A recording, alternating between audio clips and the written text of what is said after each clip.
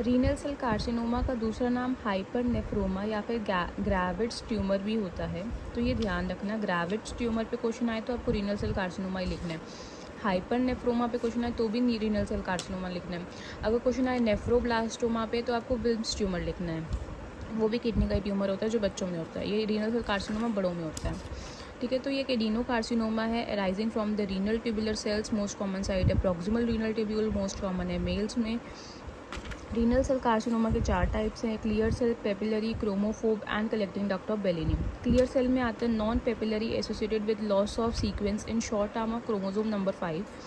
Papillary में आते हैं multifocal commonly with the papillary pattern. क्रोमोफोबिक में आता है arising with from the intercalated cells of the collecting ducts, shows halo around the nucleus, carries the excellent prognosis. Collecting duct of Bellini carcinoma में आता है it arises from the collecting duct of medulla, tumour with fibrous stroma typically in medullary location.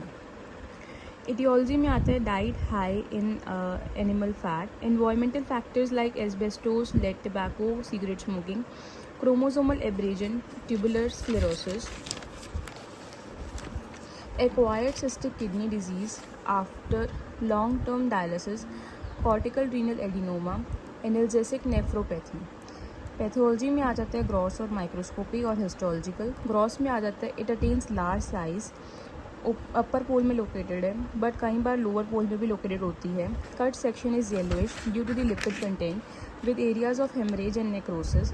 ये non capsulated tumour है, vascular है। Microscopy में आ जाता है जो मैलिग्नेंट सेल्स होते हैं वो क्यूबिकल या फिर पॉलीहेड्रल शेप के होते हैं और उसके अंदर लिपिड्स, कोलेस्ट्रॉल और ग्लाइकोजन होता है। हिस्टोलॉजिकल टाइप्स में आते हैं क्लियर, ग्रैनुलर, स्पिंडल, सैक्रोमैटिस और पेपिलरी। 5 टाइप्स होते हैं, क्लियर, ग्रैनुलर, स्पिंडल, सैक्रोमैटिस और पेपिलरी। ये ट्यूमर का स्प्रेड होता है लोकल ब्लड या फिर लिम्फेटिक से। लोकल स्प्रेड कैसे होता है कि into the perinephric pad of fat, calyces और रीनल पेल्विस। ब्लड स्प्रेड कैसे होता है रीनल वेन से, इंफीरियर वेना केवा से lung, that is cannon body secondaries, ball secondaries. And lymphatic spread होता है पैरायोटिक लिम्फ नोड्स के through. फिर आता है TNM स्टेजिंग। T का मतलब होता है ट्यूमर, N का मतलब होता है नोड्स और M का मतलब होता है मेटास्टेसिस। तो TX मतलब no primary tumour can not be assessed. T0 का मतलब होता है नो प्राइमरी ट्यूमर। T1 का मतलब होता है 7 सेंटीमीटर साइज़ है। T2 का मतलब होता है 7 सेंटीमीटर से ज़्यादा साइज़ है। T3 का मतलब होता है कि ट्यूमर एक्सटेंड करता है मेजर वेन्स में, एड्रीनल में। ठीक है, T3 ABC का मतलब होता है कि ये पेरिनेफ्रिक टिश्यू में जाता है, ये IVC में जाता है और ये IVC के ऊपर डायफ्राम में जाता है। T4 में आता है कि ये इन्वेट करता है जीरोटा फेशिया एंड एक्सटेंड्स बियॉन्ड। तो ठीक है, T का क्या हो गया, T1 is less than 7 centimetre, T2 is more than 7 centimetre size, T3 is कि ये जाता है ट्यूमर मेजर वेन्स में, एड्रीनल में, पेरिनेफ्रिक पैट में। एंड T4 का मतलब होता है जीरोटा फेशिया में जाता है। So simple. NX का मतलब होता है nodes can not be assessed. N0 का मतलब होता है नो लिम्फ नोड्स। N1 का मतलब होता है कि ये रीजनल लिम्फ नोड्स में जाते हैं। M0 और M1। M0 का मतलब होता है नो ब्लड स्प्रेड। M1 का होता है कि distant spread to lung, soft tissue, bones, liver, CNS and skin.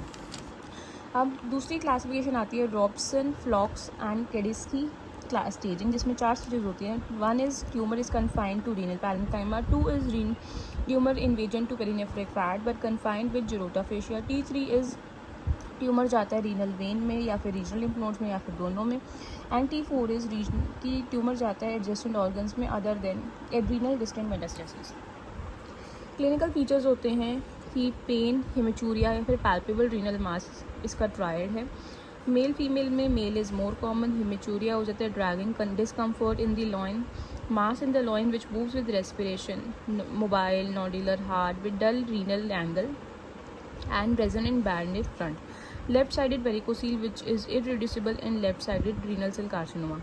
Atypical presentation में आता है pyrexia of unknown origin, polycythemia, hypercalcemia, nephrotic syndrome, Stauffer syndrome, Cushing syndrome, leukemoid reaction to the bone marrow stimulation and secondary amyloidosis.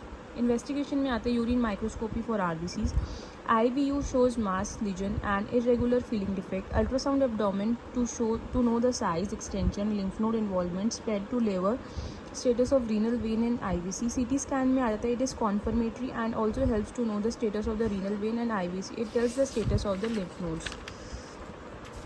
फिर आता है CT scan जो ideal होता है और मोर रिलायबल होता है। रीनल एंजियोग्राम सिल्डिंगर टेक्निक के थ्रू ये जाता है via the transfemoral route to see the vascularity, chest X-ray में आता है it shows cannon ball secondaries, often it is calcified, bone scan में आता है it to see the bone secondaries, inferior vena cava matter to see the tumor extension through renal vein into IVC and extension in IVC infra or supra diaphragmatic. MRI में आता है diagnostic to assess the tumor thrombus in IVC. In such occasion, esophageal endosonography is also useful to visualize thoracic extension of tumor thrombus. Differential diagnosis में आता है PCKD, solitary cyst of kidney, adrenal tumor, retroperitoneal tumor and carcinoma of colon. Treatment में आता है nephrectomy करनी होती है, radiotherapy नहीं करनी होती, कीमोथेरेपी करनी होती है, vinblastine and vegetative endothelial growth factor,